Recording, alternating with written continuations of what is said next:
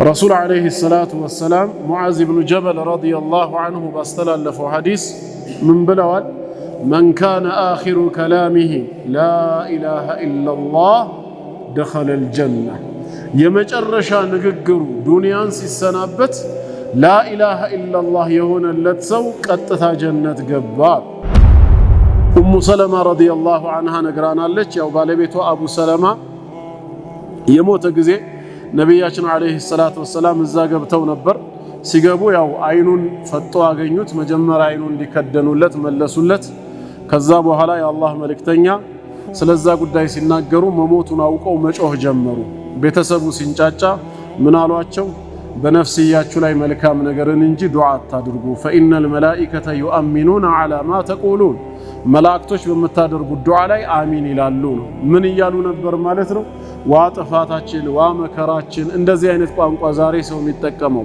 ምን ነው ባንተ ቦታ የሞትኩት እኔ በሆንኩ የመሳሰለውን አትበሉ መላእክቶች አሚን ይላሉ ነው ድንገት ያ ወሲያ የተሰጠበት ሰው እከሌ ይጠበኝ ተብሎ የተጠቆመው ወይ የቅርብ ዘመድ ተብሎ ቅድሚያ የተሰጠው በቅርብ ዝምድና ፋሲቅ ሆኖ ቢገኝስ አመፀኛ ከጌታው ትእዛዝ የወጣ ወንጀለኛ አይነት ሆኖ ቢገኝ ወሲያው የሟች ኑዛዜ ይሰረዛል ወይስ ያ አቅረብ የተባለው ሐቅ አለው የተባለው ካንስል ይደረጋል ወይስ ምን ይባላል ለሚለው ምን ይላሉ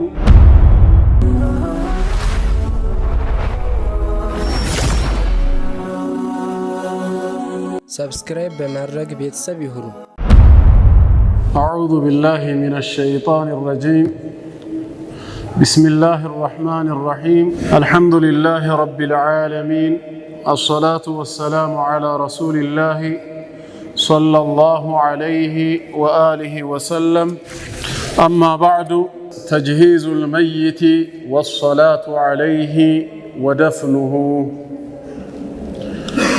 مواتن يمازجاجت سنسرات عندهم الصلاة عليه بس لا صلاة الجنازة مسجدنا ودفنه የአቀባበር ስነ ስርዓት ምን ይመስላል የሚለውን የመጨረሻ ክፍል የምናይበት ነው ተጅሂዙል መይት ማለት እንግዲህ ያው ሟችን የመሸኘት ስነ ስርዓት ማለት ነው ጀናዛውን ማዘጋጀት እሱን እንዴት አድርገን እንደምንሸኝ እንዴት ሶላት እንደምንሰግድበትና እንደምንቀብረው ያስተምረናል ወኢለይከ ተፍሲሉ ذلك ያው የዚህን ዝርዝር በተመለከተም ይሄውልህ ይላሉ ሸይኹ እንዴት ነው የሚደረገው ከተባለ አዘገጃጀቱ አወለን አንደኛ ይላሉ ሸይኹ يشرع تلقين المحتضر لا إله إلا الله ጣረሞት ውስጥ የገባ ሊሞት የተቃረበን ሰው لا إله إلا الله የሚለውን ቃል ማስባል ወይም ማቀበል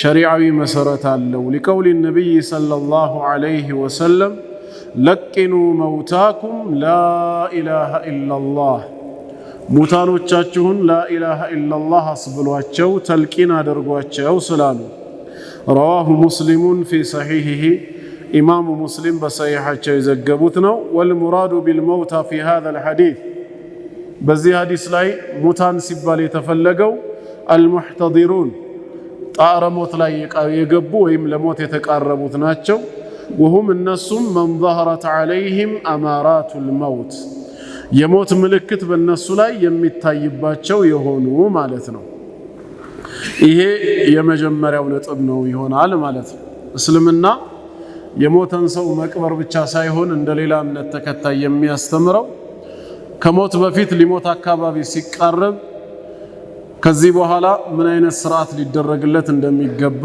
ከሟች የሚጠበቀው ነገር ምን እንደሆነ በሚሞትበትም ወቅት ያከፋፈን ስነ ስርዓት ሰላቱል ጀናዛ አቀባበርን በተመለከተ በሰፊው ያስተምረናል ማለት ነው ስለዚህም የመጀመሪያው እንግዲህ ሸሪዓዊ መሰረቱ ይሽራዑ እንደሚለው ይደነገጋል ወይም ሸሪዓዊ ተግባር ይሆናል ተልቂን አልሙህተደር ጣረሞት ውስጥ የገባን ሰው ተልቂን ማድረግ እንዲል ማስባል ወይም ደግሞ ያን ቃል ማቀበል ማለት ነው ላ ኢላሃ ኢላላህ ይሄን በተመለከተ ሐዲስም ስለመጣ ነው እዛው ኪታቡ ላይ ለቂኑ መውታኩም ሲባል የሞቱትን ማለት ሳይሆን ያው ለሞት የተቃረቡ ጣረሞት ላይ የገቡትን ሰዎቻችሁን ላ ኢላሃ ኢላላህ እንዲሉ አስብሏቸው ነው ለምንድነው እንደዛ ማለቱ ያስፈልገው ሲባል የመጨረሻ ንግግሩ ላኢላሃ ኢላላህ የሆነ ሰው ጀነት ስለሚገባ ማለት ነው።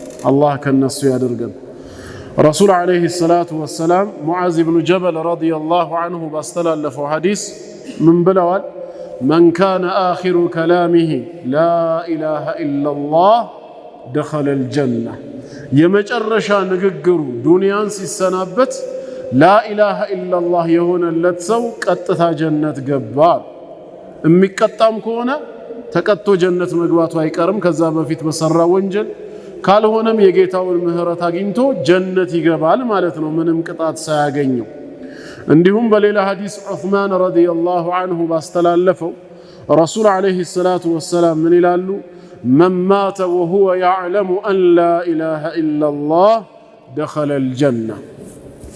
ከአንድ አላህ በስተቀር በእውነት የሚመለክ አምላክ አለመኖሩን አውቆ በዚሁ እምነቱ የሞተ ጸንቶ የሞተ ሰው ጀነት ገባ ብለዋል።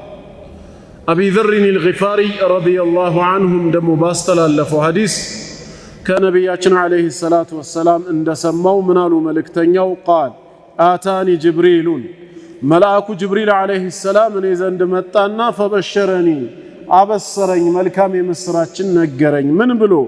አነሁ መን ማተ ላ ዩሽሪኩ ቢላሂ ሸይአን ደኸለል ጀና። በአላህ ላይ ምንም ሳያጋራ በተውሂዱ ላይ የጸና የሆነን ሰው በዛው ተግባሩ ከሞተ ጀነት ገባ አለኝ። ቁልቱ ወኢን ሰረቀ ወኢን ዘና። ከዛ በፊት በነበረው ህይወቱ ዝሙት የፈጸመ የሰረቀ እንኳ ቢሆን ብዬ ስጠይቀው ቃለ ወኢን ሰረቀ ወኢን ዘና፣ አዎ ዝሙት የፈጸመም የሰረቀም ቢሆን አለኝ አሉ። ይሄ ማለት ምን ማለት ነው? ሁለት ትርጉም ይኖረዋል። ወይ የላኢላሃ ኢላላህ የተውሂዱ ትሩፋት ያንን ወንጀል ያስምርለትና ምንም አይነት ቅጣት ሳያገኘው ቀጥታ ጀነት ይገባል ነው። ካልሆነ ሁለተኛው ትርጉሙ ምን ይሆናል? ከዛ በፊት የፈጸመው ወንጀል የተወሰነ ያስቀጣው ይሆናል እንጂ ጀነት ከመግባት ግን አይከለክለውም። ምክንያቱም ሰውየው የሞተው በተውሂድ በላኢላሃ ኢላላህ ላይ ነው ማለት ነው። ስለዚህም በዚህ መንገድ ላይ ሆኖ መሞት ጀነት ስለሆነ ነው ለቂኑ መውታኩም ላኢላሃ ኢላላህ የተባለው ማለት ነው።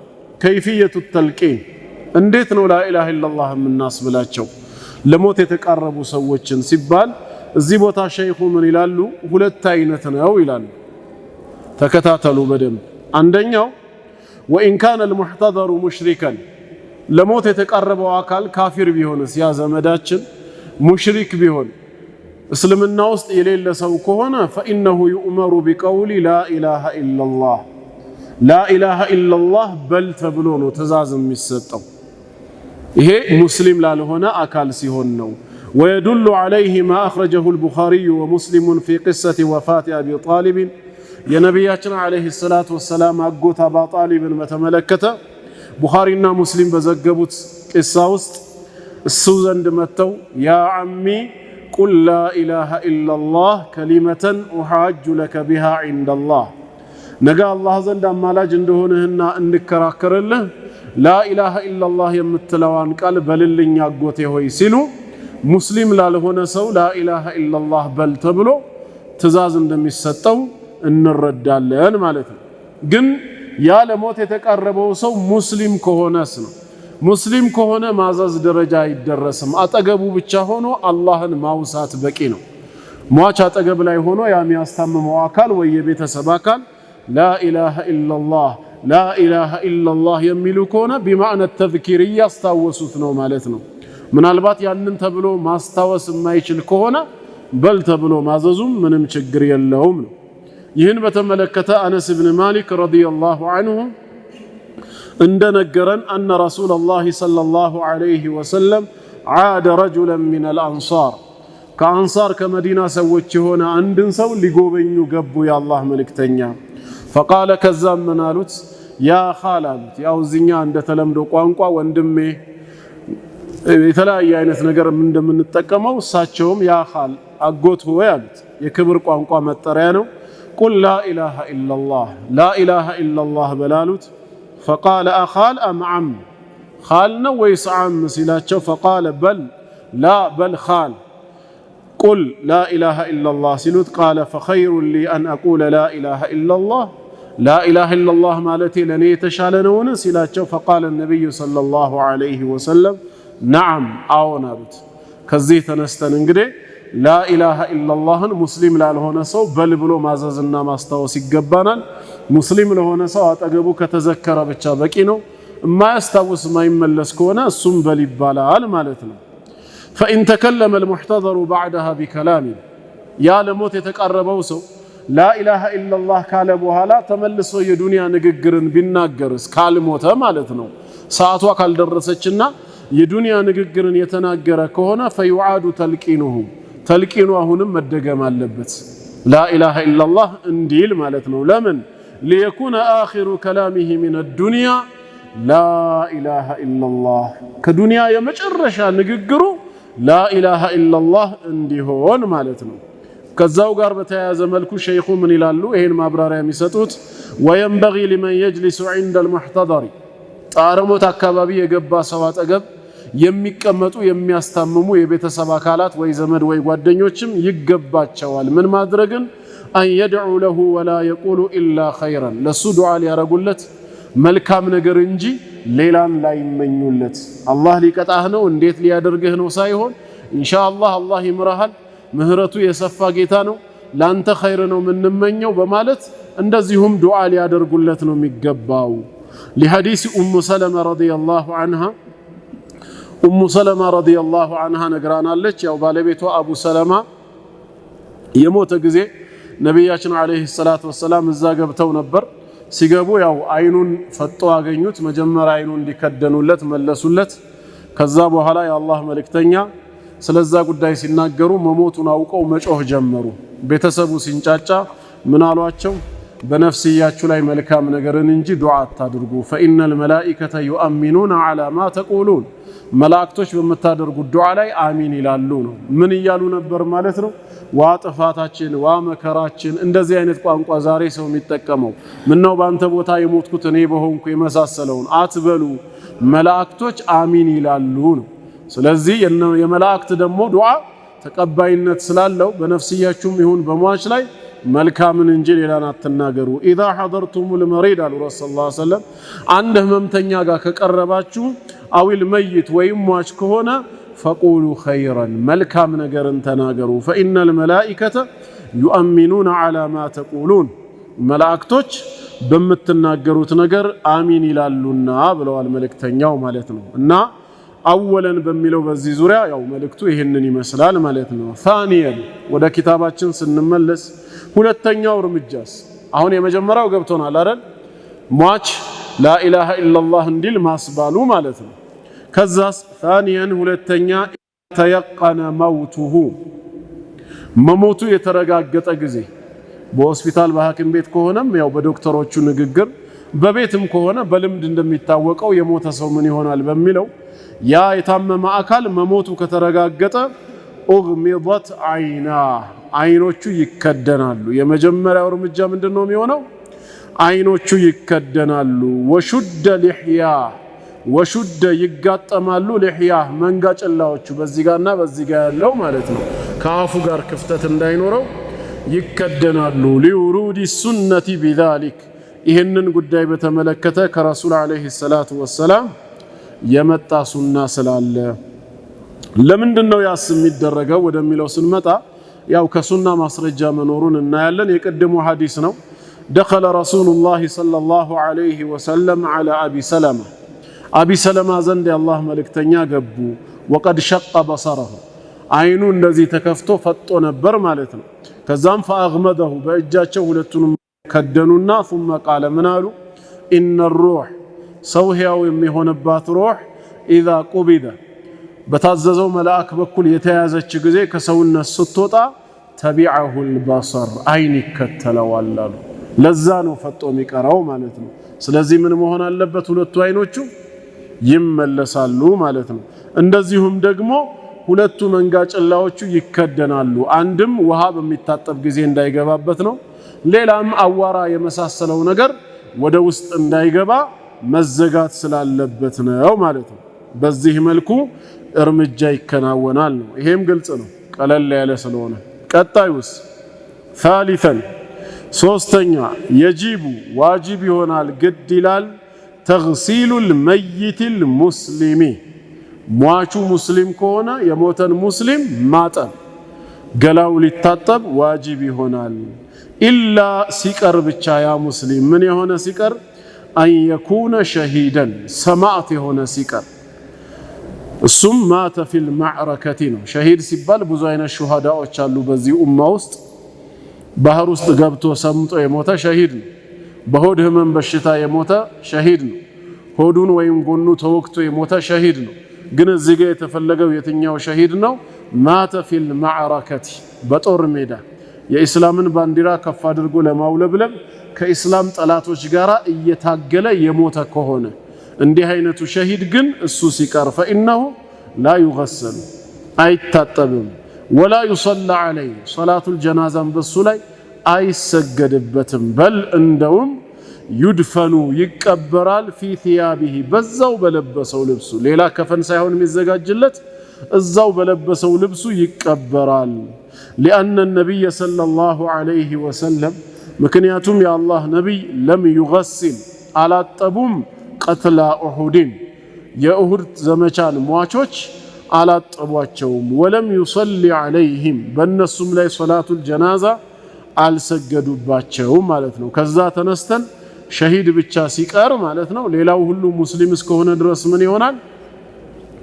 ይታጠባል። አንዳንድ ጊዜ ለማጠብ የማይመች ከሆነ በእሳት አደጋ ቃጠሎ ሰውነቱ ተበታትኖ ለመሰብሰብና ለማጠብ የማይመች ከሆነ ምንም አይደረግም። ያው ብቻ ፓርቱ ተሰብስቦ ይሰገድበታል እንጂ ማለት ነው።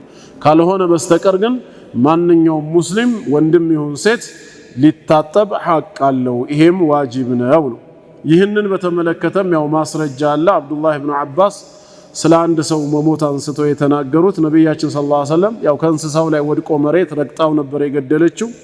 ምናሉ እግሲሉሁ ቢማኢን ወሲድር በውሃና በሲድር ይሄ ቁርቁራ የሚባል የዛፍ ፍሬ ነገር አለ በሱ እጠቡት ብለው ስላዘዙ ይታጠባል ማለት ነው። ወተግሲሉል መይት ፈርዱ ኪፋየቲ የሞተን ሰው ማጠብ በጥቂቶች ላይ ብቻ የተጫነ ግዳጅ ነው። በእያንዳንዱ ሙስሊም ላይ የነፍስ ወከፍ ግዳጅ አይደለም ነው። የተወሰኑ ሰዎች ካጠቡት ወይ አንድ ሁለት ሰው ከሌሎቹ ላይ ተጠያቂነቱ የሚነሳበት ማለት ነው። ወተግሲሉሁ እሱን ማጠቡም ራሱ ሚን መሐሲኒል ኢስላም ከኢስላም መልካም ተግባራቶች ከጥሩ ስነ ምግባራት መገለጫው ነው። ወሚን ሑቁቂል ሙስሊሚ ዐላ አኺሂ አንድ ሙስሊምም በሌሎች ወንድሞቹ ላይ ካለው መብቶቹ መካከል አንዱ በሞተ ሰዓት መታጠቡ ነው። በል ሁወ ሚን አዕዘሚል ሑቁቂ እንደውም ከመብቶቹ መካከል ታላቁ ተብሎም ይጠራል ማለት ነው። ምክንያቱም አን ዩቀድመል ሙስሊሙ አኻሁ ኢላ ረቢሂ ዐላ አክመሊ ሀይአቲን ወአሕሰኒ ሓል አንድ በህይወት ያለ ሙስሊም የሞተ ሙስሊም ወንድሙን ወደ ጌታው ጥሩ በሆነ መልኩ መሸኘቱ ማስተናገዱ ነውና ማለት ነው። ያጥበዋል፣ ሽቶ ይቀባዋል፣ ሰላት ይሰግድበታል፣ ዱዓ ያረግበታል፣ በጥሩ መልኩ ሊሸኝ ይገባል። ወአመ ሸሂድ ወሁወ አለዚ ቁቲለ ፊል ማዕረካ ሊተኩነ ከሊመቱላሂ ሂየል ዑልያ የአላህ ቃል የበላይ እንዲሆን እየታገለ በጦር ሜዳ የተገደለ ሰማዕት ሸሂድ ግን ፈላ ዩገሰል አይታጠብም። በል ዩድፈን ያው ሰው ነውና ይቀበራል ፊ ቲያቢሂ በለበሰው ልብስ። ይሄ ከሐዲስ የተገኘ ነው። ነቢያችን አለይሂ ሰላቱ ወሰላም ለሐዲስ ጃቢርን ፊ ሹሃዳኢ ኡሁድ የኡሁድ ሰማዕታትን በተመለከተ ምን አሉ? አነ ነብይ ሰለላሁ ዐለይሂ ወሰለም አመረ ቢደፍኒሂም እንዲቀበሩ አዘዋል። ፊ ዲማኢሂም ከነደማቸው ነገ የውሙል ቂያማ ምስክር ይሆናል። ወለም ዩገሰሉ ወለም ዩሰላ ዐለይሂም አልታጠቡምም እንዲሁም አልተሰገደባቸውም ማለት ነው። ከዚህ ተነስተን ነው እኛም ሰማዕታቶች አይታጠቡም አይሰገድባቸውም፣ ነገር ግን ምን ይሆናሉ? በዛው ባሉበት ሁኔታ ይቀበራሉ። ነገ የውሙል ቂያማም በዛው ሁኔታ ላይ በሞተበት መልኩ ደሙ እየፈሰሰ ይነሳል ማለት ነው። ያ ደሙ የደም መልክ ይኖረዋል። ሬሁ ግን መዓዛው ልክ እንደ ሚስክ መዓዛ የሆነ ነው ማለት ነው። ለምንድን ነው ሰላት የማይሰገድበት የሚለውን ነጥብ ሸይኹ አንስተው ምን ይላሉ? ወአማ ሰላቱ ዐለል መይት ምክንያቱም አሉ በሞተ ሰው ላይ ሰላት መስገድ ማለት ትርጉሙ فهي طلب الشفاعة لهذا الميت والدعاء له ለሞተው ሰው ዱዓ ማድረግና ከአላህ ዘንድ ምልጃን እንደማቅረብ አይደለም ወይ? አንድ ሰው ሰላቱል ጀናዛ ሲሰገድበት ምን እያረግንለት ነው?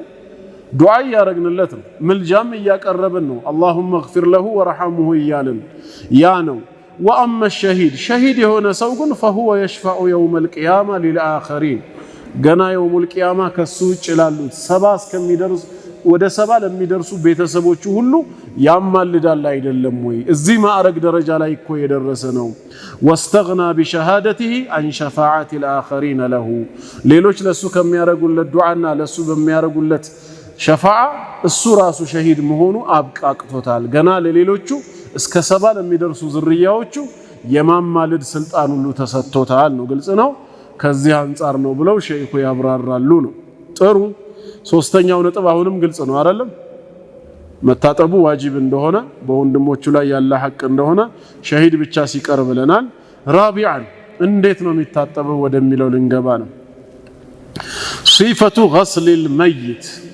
የሟች ያስተጣጠብ ስነ ስርዓት ወይም ሁኔታ እንዴት ነው ከተባለ አንሁ እሱ ሟች መጀመሪያ تستر عورته حفرة ገላው ይሸፈናል ከእምብርቱ እስከ ጉልበቱ ያለው ከፊትም ከኋላ حفرة ገላው ይሸፈናል ራቁቱን ሆኖ አይደለም የሚታጠበው ማለት ነው ثم كذاس حفرة ገላው ከተሸፈነ በኋላ يرفع قليلا የተወሰነ ከፍ ይደረጋል ከፍ ይደረግና ويعصر ጨመቅ ይደረጋል بطنه ሆዱ ምን አይነት መጭመቅ عصرا رفيقا ለስላሴ ያለበት ቀለል ያለ ነገር ጫን ይደረጋል አላማው ለምንድነው ሲባል ከውስጡ የሚወጣ ነገር እንዲወጣ ቆሻሻ ካለ የቀረ ነገር ለመውጣት የተዘጋጀ ቆሻሻ አካባቢው ላይ የነበረ በቀላሉ እንዲወጣ ማለት ነው ከዛስ ثم ከዚያም የሉፉ ይጠቀልላል الغاسل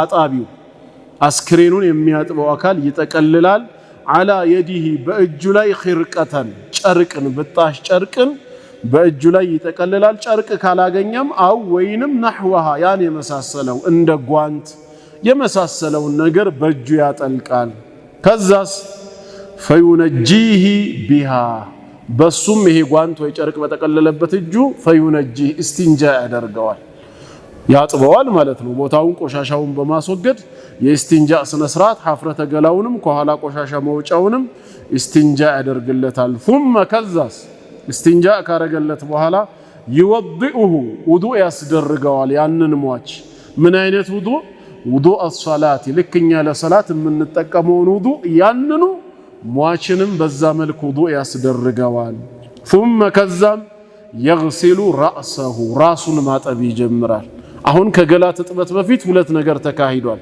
ምንድነው እሱ የቀረ ቆሻሻ ካለ ከሁለቱ መውጫ በኩል እንዲወጣ ትንሽ ከፍ ተደርጎ ጨመቅ ይደረጋል ሆዱ ለስላሴ ባዘለ መልኩ ከዛ በኋላ ቆሻሻዎቹ ከወጡ በኋላ ሰውየው እጁን በጨርቆ በጓንት ይጠቀልልና አጣቢው እስቲንጃ ያደርግለታል ማለት ነው ቦታዎቹን ከዛ በኋላ ምን ያደርገዋል ሙሉ ውዱእ ያስደርገዋል ማለት ነው አንድ ነገር ብቻ ሲቀር ባፍንጫ ውሃ መሳብና በአፍ ውሃ መግሞጥመጥ የለም እዚህ ቦታ ላይ ምክንያቱም ወደ ውስጥ ሊገባ ይችላል ማለት ነው እንዲያግሞጠሙጠው ካሉን ሌላው እንዳለ የውዱእ ፓርቱ እንዳለ ይሆናል ማለት ነው ثم كذب يغسل رأسه ራሱን ማጠብ ይጀምራል ከሙሉ ውዱእ በኋላ ራሱን ያጥባዋል ወለህየተሁ ጺሙንም እንደዚሁ بماء وسدر በውሃና በሲድር ማለት ነው አው ወይም نحوه ሌላ ሲድር ካልተገኘ እሱን በመሳሰለው ነገር ثم كذب يغسل ያጥባዋል شقه الأيمن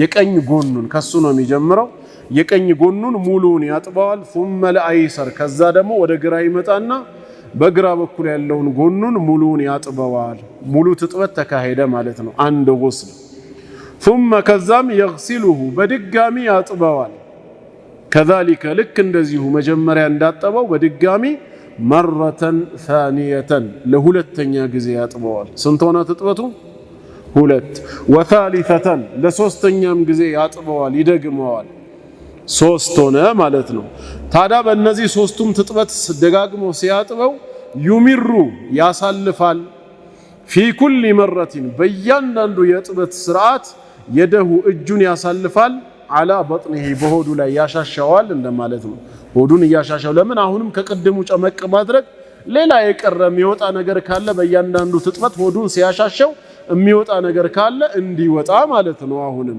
3 ጊዜ ሲያጥበው በሶስቱም ጊዜ በሆዱ ላይ ምን እያደረገ ነው? እጁን እያሳለፈ ነው ማለት ነው ያንን የሚያደርገው። ፈኢን ኸረጀ ታዲያ በዚህ መሃል አሁንም ከወጣ ሚንሁ ከሱ ሸይኡን አንዳች ነገር ከወጣ ገሰለሁ ያጥበዋል ያንን ቦታ ወሰደል መሐል ስፍራውን ይዘጋዋል። በምን ቢቁጥኒን በጥጥ ጥጥ ካለ በቦታው ላይ ይዘጋዋል። አው ወይም ጥጥ ከሌለ ነህዊሂ እሱን በመሰለ ነገር ቦታውን ይከድነዋል ይዘጋዋል ተመልሶ እንዳይወጣ። ፈኢን ለም የስተምሲክ ሊይዘው ካልቻለስ ያ ጥጥ ወይም እሱን የመሰለው ነገር ያልነው ቦታውን ሊከድነውና ሊይዘው ካልቻለ አሁንም ቆሻሻ የሚወጣ ከሆነ ፈቢጢኒን ሁሪን ከጨዋ ከንጹህ ጭቃ ምንም አሸዋ ሌላ ነገር ጠጠር ያልተቀላቀለበት የሆነ ማለት ነው በንጹህ ጭቃ ቦታውን ይከድነዋል። አው ወይንም እሱ ካልተገኘ ቢወሳኢል ጢብል ሐዲሰቲ ዘመናዊ በሆነ የሕክምና መገልገያ መሳሪያዎች ፕላስተር ማለት ነው።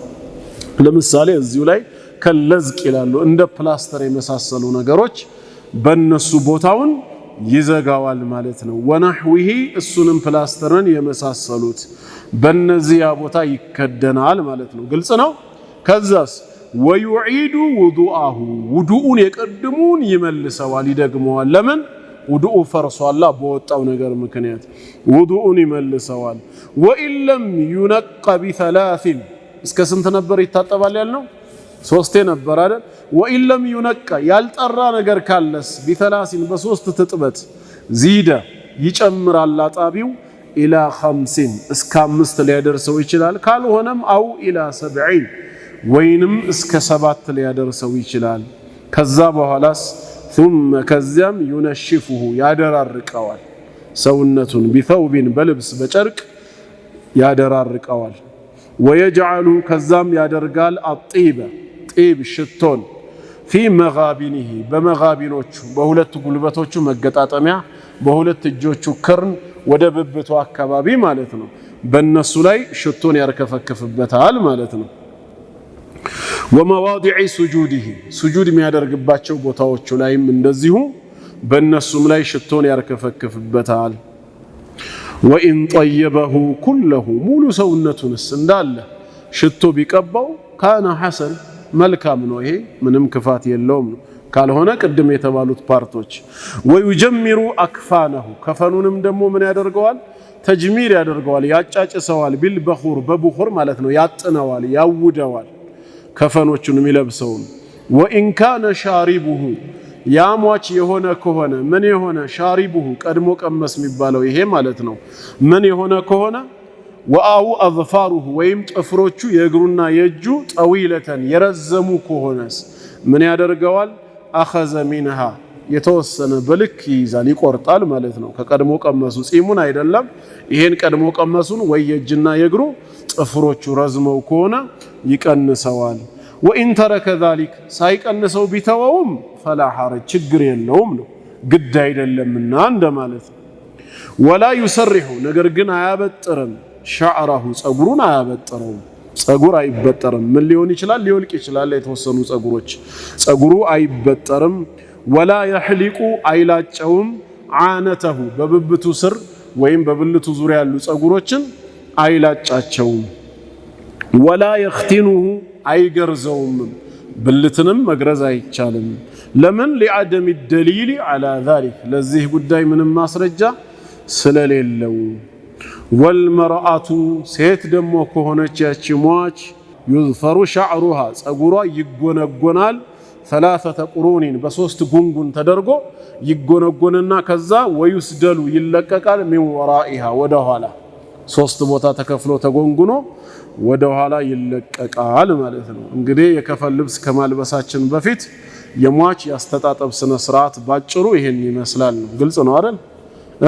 ግዳጁ ግን አንድ ጊዜ ማጠብ ነው፣ 7 ጊዜ አይደለም። የተወደደው ነው እስከ 3 ይሆናል። ቦታው ላይ ያልጸዳ ነገር ካለ እስከ 5 ማስኬድ ይቻላል። ካልሆነም እስከ 7። ያው ኋላ ላይ እንመጣበታለን። ግዳጅ የሆነው ስንት ነው የሚለው። አሁን አጥበን ጨርሰናል አይደል?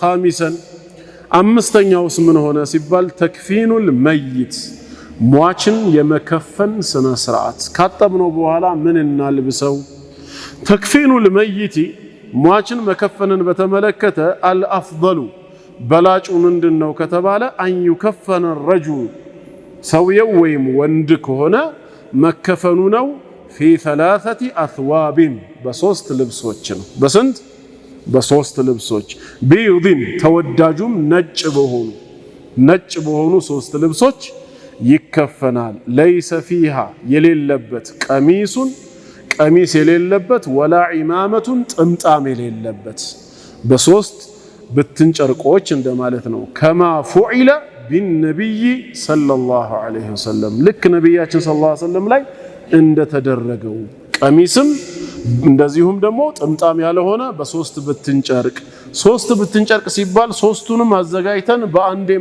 መጠቅለል ሳይሆን ዩድረጁ ፊሃ ኢድራጀን ቅደም ተከተልን ጠብቆ በየተራ ነው የሚሆነው መጀመሪያ በአንድ ጨርቅ ይጠቀለላል ከዛ ሁለተኛ ጨርቅ ይደረባል ከዛ ሶስተኛ ነው እንጂ ሶስቱንም ጨርቅ በአንዴ አምጥተን አይደለም ነው ግልጽ ነው ዩድረጁ ፊሃ ኢድራጀን ቅደም ተከተሉን በጠበቀ መልኩ በተርቲብ ነው የሚሆነው ነው ወኢን ኩፊነ ፊ ቀሚሲን ግን በቀሚስ ከሆነስ የተከፈነው ወኢዛሪ በሽርጥ ከሆነ ወሊፋፈቲን በብትን ጨርቅ ከሆነ ፈላ ባስ ችግር የለውም የተሻለው ግን ያኛው መሆኑ ነው በዛ መልክም ከተደረገ በራሱ ችግር የለውም ወልመርአቱ ሴት ከሆነችስ ይሄ ወንድ ነው تكفن في 5 أثواب በአምስት ልብስ ነው ሴት ልጅ ደግሞ የምትከፈነው በስንት በአምስት ልብስ አንደኛው ዲርዕ ቀሚስ ነው ሁለተኛው ኺማር ጉፍታ የሚባለው ከላይ የሚለብሱት የሚለቁት ነው ሶስተኛው ኢዛር ሽርጥ ነው በሽርጥ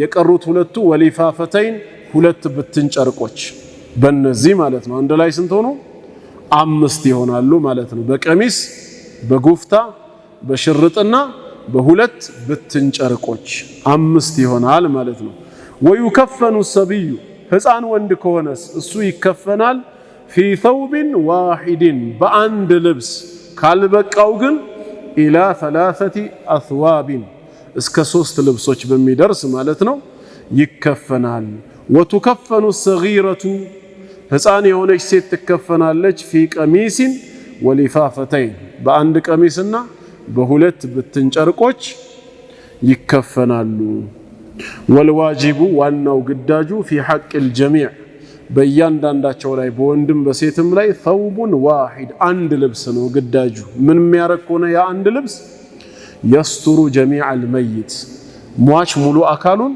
የሚሸፍን ሆኖ ከተገኘ ይላል ለምንድነው የሴት ልጅ ልብስ ወደ አምስት የገባበት ምክንያቱ እንደ ወንዱ በሶስት መብቃቃት አይቻልም ወይ የሚለው ላይ እዚህ ሼኹ ሲያብራሩ አንድ የገለጹት ነገር አለ وكون المرأة تكفن في 5 أثواب هو رأي أكثر أهل العلم ሴት ልጅ በአምስት ልብስ መከፈኗ የአብዛኞቹ የኢስላም ሊቃውንቶች ምልከታ ነው كما قال ابن المنذر رحمه الله እንደተናገሩት ማለት ነው ምንድነው ምክንያቱ የሚለውን ደግሞ ሲገልጹ ምን ይላሉ واستحب ذلك ይሄ ነገር በዚህ መልክ መሆኑ ተወዷል لأن المرأة تزيد في حال حياتها على الرجل في الستر ሴት ልጅ በህይወት ዘመኗ እያለች በህይወት ካለ ወንድ ልጅ በበለጠ መልኩ ሙሉ ሰውነቷ መሸፈኗ ግድ ነው አይደል ልክ እንደዛው ደግሞ لزيادة عورتها عن عورته ከወንድ ልጅ አውረት ይልቅ የሷ አውረት የተጨማሪ መሆኑ ሙሉ ሰውነቷም አውረት እስከመሆን ስለሚደርስ ነው فكذلك بعد الموت ልክ እንደዚሁ ከሞተች በኋላ ከሟች ወንድ በላይ ይበልጥ አውረቷ ሊሸፈን የሚገባው የሷ ነው የሚለው ነው እነሱም አንዱ ዲርዕ ነው ብለናል ቀሚስ ሁለተኛው ኺማር ወይም ጉፍታ ما يغطى به الراس ራሳቸው የሚሸፈኑበት ማለት ነው ሶስተኛው ኢዛር የሚሸረጡበት ሰውነታቸውን የሚያሸርጡበት ነው ከሰውነት በታች በኩል ያለው ማለት ነው አራተኛው ደግሞ ያው ልፋፈታን ሁለት ብትን ጨርቅ እንደሚባለው ማለት ነው እሺ ወደ ኪታቡ ስንመለስ ከዛም ይቀጥሉና ምን ይላሉ ላኪን ነገር ግን اذا كان الميت محرما የሞተው አካል ወይም ሰውየው ሙህሪም ከሆነስ በዑምራ ወይ በሐጅ ስራ ላይ እያለ ከኢህራሙ ከመፈታቱ በፊት የሞተ ማለት ነው ኢህራም ላይ ያለ ከሆነ የሞተው فإنه يغسل بماء وسدر بوهم بسدرم يتطبال ويكفن في إزاره وردائه راسو بلبسو شرطنا راسو بلبسو كوتاو በሱ ነው የሚከፈነው ዑምራ ወይ ሐጅ ላይ ያለ ሰው የሚለብሰው ሁለት ልብስ ነው አይደል ከወገብ በላይ የሚያደርገው አለ ከወገብ በታች ኢዛር ሽርጥ የሚያሸርጠው አለ ሁለት ልብስ በዛው ልብሱ ነው የሚከፈነው አው ፊ غيرهما የራሱ ከሌለው ደግሞ ወይ በሌላ ነገር ይሆናል ማለት ነው ወላ يغطى رأسه ራሱ ግን አይሸፈንም ምክንያቱም ዑምራ ተግባር ላይ ያለ ሰው በሐጅ ስራም ላይ ካለ ከዛ ነገሩ ነፃ እስኪሆን ወይም ጸጉሩን እስኪሸፍን ድረስ በሰውነት ቅርጽ የተሰፋ ልብስ ኮፍያን ጨምሮ አይለብስምና ማለት ነው ወላ يغطى رأسه ራሱ አይሸፈንም ወላ وجهه እንዲሁም ፊቱ ወላ يطيب ሽቶም አይቀባም ኢህራም ተግባር ላይ ያለ ሰው ከኢህራም ንያን ከነየተ ሰዓት ጀምሮ ሰውነቱም ሆነ ልብሱን የኢህራም ልብሱን በምንም አይነት መልኩ ሽቶ መቀባት አይፈቀድም hatta ረስቶ እንኳን ከሆነ የቀባው ያን ልብሱን ማጠብ ግድ ነው የሚሆነው እና ወላ يطيب ሽቶም አይቀባም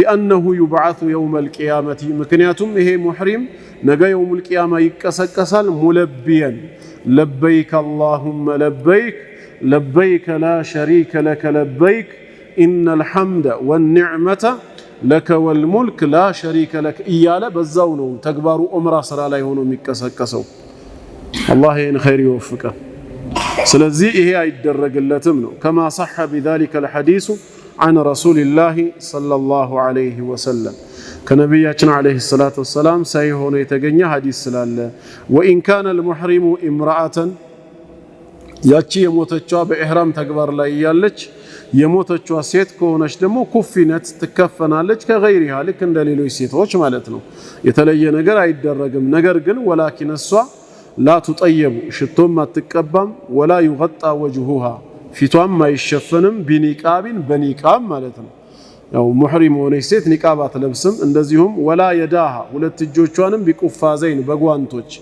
ያ አይሸፈንም ነው ወላኪን ነገር ግን يغطى وجهها فيتوا يشفنال ويداها ሁለት እጆቿ بالكفن الذي كفنت فيه ራሷ በተከፈነችበት የከፈን ልብሷ ነው የሚሸፈነው كما تقدم بيان صفة تكفين المرأة ሴት ልጅን የመከፈን ስነ ስርዓት ምን ይመስላል የሚለውን አስቀድመን በተመለከትነው መልኩ ነው ሳዲሰን ስድስተኛውና የዛሬው የመጨረሻው ፕሮግራም ምን ይሆናል أحق الناس بغسله ሟችን ለማጠብ ማን ነው የተገባው ከሁሉ በፊት ማን ይጠባው የሞተን ሰው ቢባል أحق الناس ከሰዎች ሁሉ የተገባው بغسله ሟችን በማጠብ والصلاة عليه በሱም ላይ በመስገድ ወደፍኒህ እንዲሁም እሱን ተሸክሞ ለህድ ላይ አስገብቶ በመቅበር ከሁሉ በፊት ማን ነው ቀዳሚው ቢባል ወሲዩሁ في ذلك በዚህ ጉዳይ ላይ የተናዘዘው ካለ ነው እኔ ስሞት ከሸምሱዲን ውጪ ማንንም ሰው እንዳይሰግድብኝ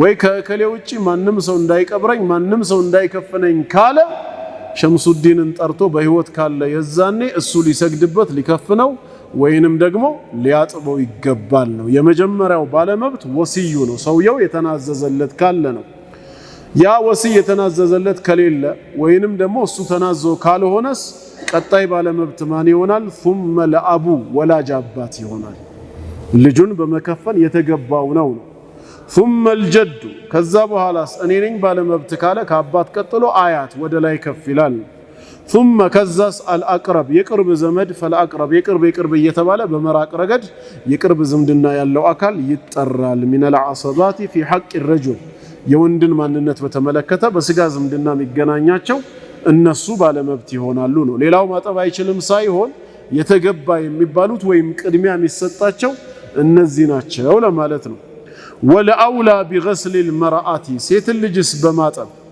ማን ነው ቅድሚያ የሚሰጠው የተሻለ ቢባል ወሲየቱሃ እሷም የተናዘዘችላት ካለች እሷ ነች ኡስታዛ ከሌ ወይ ጓደኛዬ ከሌት እኔ በሞትኩ ጊዜ እሷ ተጠበኝ ካለች እሷ ነች ማለት ነው የምታጥባት ማለት ከሌለ ثم الام ቀጥሎ ወላጅ እናት ነች ثم الجدة ከዛ ሴት አያቷ ይሆናሉ ማለት ነው ثم الأقرب فالأقرب من نسائها ከሴቶቿ ለሷ በዝምድና ቅርብ የሆኑት እንዳክስት እህት እየተባለ ይጠራሉ ማለት ነው وللزوجين ለሁለት ተጣማሪ ባለ ትዳሮችስ አን የግሲለ አሐዱሁማ አልአኸር አንደኛው ሌላውን ማጠብ ይችላል። ባል ሚስቱን፣ ሚስት ባሏን ማጠብ ይችላሉ። ሊአነ ሲዲቅ አቡበክር ሲዲቅ ረዲየላሁ ዐንሁ ገሰለትሁ ዘውጀቱሁ አስማ ዘውጀቱሁ ባለቤቱ አጥባዋለች። ወሊአነ ዓሊየን ዓሊይ ረዲየላሁ ዐንሁ ገሰለ ዘውጀተሁ ፋጢመተ ረዲየላሁ ዐንሃ ባለቤቱን ፋጢማን የሞተች ጊዜ አጥቧታልና። ስለዚህ ባል ሚስቱን፣ ሚስት ባሏን ማጠብ ትችላለች ነው። እከሌ ይጠበኝ ወይም ይስገድብኝ የሚለውን ነጥብ በተመለከተ ወሲያ መስጠቱ ከምን አንግል ነው ለሚለው እዚህ ጋር ሸይኹ ተጨማሪ ማብራሪያ ሲሰጡ ምን ይላሉ? ወልመይቱ ቀድ ዩሲ ቢዛሊክ ሟች መጀመሪያ ተናዞ ሊሞት ይችል ይሆናል። ለምን? ሊአስባቢን ብዙ ምክንያቶች አሉት ይላሉ። ሚንሃ ከዛ ውስጥ አንደኛ አን የኩነ ተቅየን ሰውየው ተቅይ ሊሆን ይችላል፣ አላህን ፈሪ የስትሩ ማ የራሁ ሚን መክሩህ ምናልባትም የሚያየውን የሚጠላውን ነገር የሚደብቅ ከሆነ አንዳንድ ሰው ዝም ብሎ ማጠብ ስለተቻለ ይጠራል። ካጠበ በኋላ ግን ለጓደኞቹ ስለ ጀናዛው፣ ስለ አስክሬኑ፣ ስለ አካሉ ያስላየው ነገር አውረቱን ምኑ ነገሩን ወሬ ቢያሰራጭስ? ስለዚህ ለዛም ሊሆን ይችላል እከሌ ካልሆነ በስተቀር ማንም እንዳያጥበኝ ሲል አንድ ሰው ያ ሰው ተቀይ ነው። ምንም እኔ ላይ የሆነ ጉድለት አለብኝ በሞት ወቅት ያ ጉድለቴ በትጥበት ሰዓት ቢታይም ሰውየው ግን አይብ የሚሸፍን ነው ብሎ ከተማመነበትስ አሁን ሎጂኩ አሳማኝ ነው። ከዚህ አንግል ወስያ ሊሰጥ ይችላል። አንድ ሁለት አው የኩነ ዓሊመን ቢአሕካም ተግሲል ወሰላት ወደፍ የትጥበቱ ስነ ስርዓት ሸሪዓዊ መልኩ ምን ይመስላል፣ ያሰጋገዱ ስነ ስርዓት አቀባበሩ ምን እንደሆነ የሚያውቀው እሱ ነው። ሌሎቹ ሊያበላሹብኝ ይችላሉ። ስለዚህ የሚያውቅ ሰው ይሄን ስራ ይስራኝ ብሎ ያንን ሰው ስለ እውቀቱ ብሎ መርጦትም ሊሆን ይችላል። ሶስተኛ ደግሞ አው የኩነ ረፊቀን አው ሲዲቀን አድለ የጥንት ጓደኛ ወዳጁ አብሮ አደጉ ሊሆን ይችላል፣ ፍትሃዊ ሊሆን ይችላል። ስለዚህ ከሱ ውጭ ማንም ይሄን እንዳያደርግ የሚልበት ብዙ ምክንያት አለው ማለት ነው። አቡበክር ሲዲቅ ረዲየላሁ ዐንሁ ያው ባለቤቱ አስማ ቢንት ዑመይስ እንድታጥበው ወሲያ አድርጎ ነበር ረዲየላሁ ዐንሃ። አነስም እንደዚሁ ሙሐመድ ኢብኑ ሲሪን ረሂመሁላህ እሱ ይጠበኝ ብሎ ነበር። ሙሐመድ ኢብኑ ሲሪን ታቢዒይ ነው። ስለዚህ መስረጃ ያላቸው ጉዳይ ናቸው ማለት ነው። በሚሰገድበትም ሰዓት ወአቡበክሪን አውሳ አን ዩሰሊ ዐለይሂ ዑመር አቡበክር ረዲየላሁ ዐንሁ ስሞት ዑመር ይስገድብኝ ብሎ ነበር ወሲያ ያደረገው። ኢማሙ አሕመድ ኢብኑ ሐንበል ረሂመሁላህ የተናገሩት ነው። ዑመርም እንደዚሁ ደግሞ ሱሃይብ ይስገድብኝ ብሎ ያንን ወሲያ ነበር የሰጠው። ኡሙ ሰለማም እንደዚሁ ሰዒድ ኢብኑ ዘይድ በኔ ላይ ይስገድ ብላለች። እናታችን አይሻ ረዲየላሁ ዐንሃ አቡ ሁረይራ እንዲሰግድብኝ ብላ ወሲያ ሰጥታ ነበር። ሌሎችም የሚጠቀስ ከተባለ ኢብኑ ቁዳመቱል መቅዲሲ ረሂመሁላህ አልሙግኒ በሚለው የፊቅህ ኪታባቸው ሁለተኛ ጁዝ ገጽ 358 ላይ አውስተውታል። በዚህ መልክ ነው ወሲዩሁ ሲባል ማስረጃዎች እንዳላቸው ለመግለጽ ነው። ግን ወሲያ ያደረገው ከሌለስ ከዛ ምናልባት በቤተሰብ መሃል እኔ ልጠበው ወከሌ ይጠበው የሚል ጭቅጭቅ ከተነሳ ማን መቀደም አለበት? ወላጅ አባት። ከወሲያ በኋላ ወላጅ አባት ነው መቀደም ያለበት። ጭቅጭቅ ሊነሳ ይችላል። ለምን አባት ተመረጠ? لأنه أشفق الناس وأحناهم عليه የፈለገ ቢሆን በሟች በልጁ ላይ የሚያዝን ሚራራ እሱ ነውና። እንደገና ولأن الأب أعلم عادة من الأبناء ከልጆች የበለጠ በዚህ ልምዱን የሚደጋገም በመሆኑ የበለጠ የሚያውቀው እሱ ነው። ምናልባት የሱ ወንድሞቹ ሌሎቹ እኛ እንጠበው ቢሉ ልምዱ ላይ ኖራቸው ይችላል። ከዛ አንፃር ልምድም ሊኖረው ስለሚችል ነው። ከዛ በኋላ የአባት አባት አያት ይባላል። ቅድም እንደተጠቀሰው ይሆናል ማለት ነው። እሺ መስአላ ይላሉ إذا كان الوصي فاسقا أو الأقرب فاسقا ድንገት ያ ወሲያ የተሰጠበት ሰው እከሌ ይጠበኝ ተብሎ የተጠቆመው ወይ የቅርብ ዘመድ ተብሎ ቅድሚያ የተሰጠው በቅርብ ዝምድና ፋሲቅ ሆኖ ቢገኝስ፣ አመፀኛ ከጌታው ትእዛዝ የወጣ ወንጀለኛ አይነት ሆኖ ቢገኝ ወሲያው የሟች ኑዛዜ ይሰረዛል ወይስ ያ አቅረብ የተባለው ሐቅ አለው የተባለው ካንስል ይደረጋል ወይስ ምን ይባላል ለሚለው ምን ይላሉ? قال ابن قدامة المقدسي رحمه الله እንዲህ አሉ فإن كان الوصي فاسقا ወሲይ የተደረገበት ኑዛዜው የተጠቆመበት ሰው ፋሲቅ ከሆነ አው ሙብተዲዕ በሸሪዓችን ላይ አዳዲስ ነገርን የሚያመጣ ፈጠራን የሚሰራ ሱንይ ሳይሆን ሙብተዲዕ ከሆነ ለም تقبل الوصية ኑዛዜው በሱ ላይ ተቀባይነት አይኖረውም፣ ሰው ይለወጣል ይቀየራል በማለት ይህንን ነው የሚናገሩት። كما يمنع من التقديم في الصلوات الخمس ልክ አምስት ወቅት ሰላት ላይ ከሰዎች ሁሉ ከፊት ገብቶ ኢማም ሆኖ እንዲያሰግድ እንደሚከለከለው ሁላ እዚህ ጋር ተቀዮች ዓሊሞች የቀሩ ይያሉ ሙብተዲዑን ወይ ፋሲቁን ና አሰግድ አይባልም በማለት መልስ ሰጥተዋል ይላል። ያው አልহামዱሊላህ የዛሬው ፕሮግራማችን እዚህ ላይ ይቆማል። ኢንሻአላህ ቀጣዩ ሳምንት አላህ እድሜ ከሰጠን ሲፈቱ ሶላቲ አለል መይት እንዴት ይሰገድበታል። በተለይ ሰላቱ ላይ ብዙ የሚነሱ ጥያቄዎች ይኖራሉ። አራቱ ተክቢራ ብቻ ሳይሆን ተያያዥነት ያላቸው ብዙ ነጥቦች ይኖራሉ። አላህ ሳምንት ካደረሰን እነዚህን ነጥቦች እንመለከታለን። ወሰለላሁ ወሰለም ዐላ ነቢይና ሙሐመድ ወዐላ አሊሂ ወሰሕቢሂ ወሰለም አጅመዒን።